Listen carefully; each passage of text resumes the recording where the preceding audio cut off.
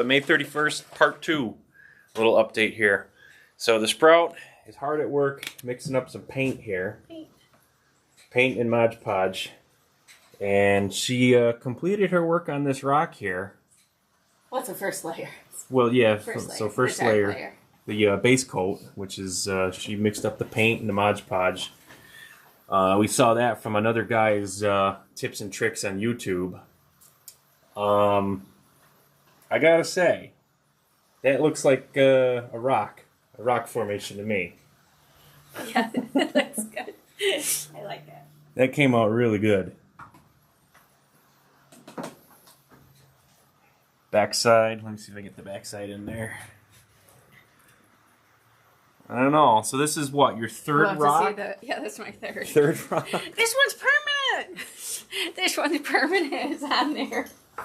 Look at that. Holy moly. You might need to get something for me to block. Yeah, we gotta get some, I gotta find some masking tape for you right before she gets painting the outside here. But, so I'm up here working. Oh, forgot these little nails. So basically, I got a switch put in there, and then a piece of track to go across, and I just laid in some road bed, and that's what I was talking about earlier in the part 1 from earlier today. The main line's going to switch there and come across the back. This is going to become a combination glorified siding / main line / whatever, and we're going to have this whole thing full of different industries and scenes and all kinds of stuff. And then let me get up here. So I got a long card there I'm using for clearance checking. So I set, is that the one I was using, or was I using this one? Yeah, it was that one. So I came through here and eyeballed this real close, and then set this angle so that I can throw a 30-degree crossover or a diamond in there anywheres from there all the way to there. So basically where I've got this line drawn into the Homasote. So I don't know exactly what the track plan is going to look like in here, like I've said before, or maybe you figured it out. I'm just kind of feeling my way through this. It's kind of how I do things. I just kind of go on my intuition. So I know that at some point, somewhere in here, I may want a line to cross over and to get into this other bigger industrial area.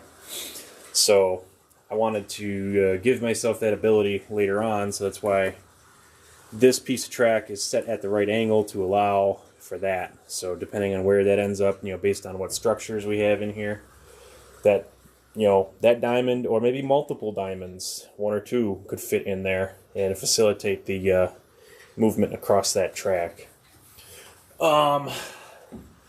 Basically, I'm just kind of crawling up here on the bench work on this shelf, and this is kind of why I did threaded rod down underneath everything, because as you can see, I'm just crawling right up here and moving my way along working on this, and the Sprout's down there painting.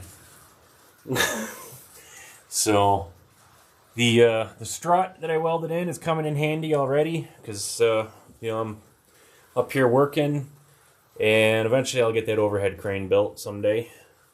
Depending on funding. So like, share, and subscribe, so that the creative dreams of the Sprout and I can be fulfilled and continue moving forward. Right? Sure. You can hear the rain. One like at a time. Hear the rain? Yeah, it's a lovely rainy day. So here we are, making the best of it. Better than bed rotting with the cat, right?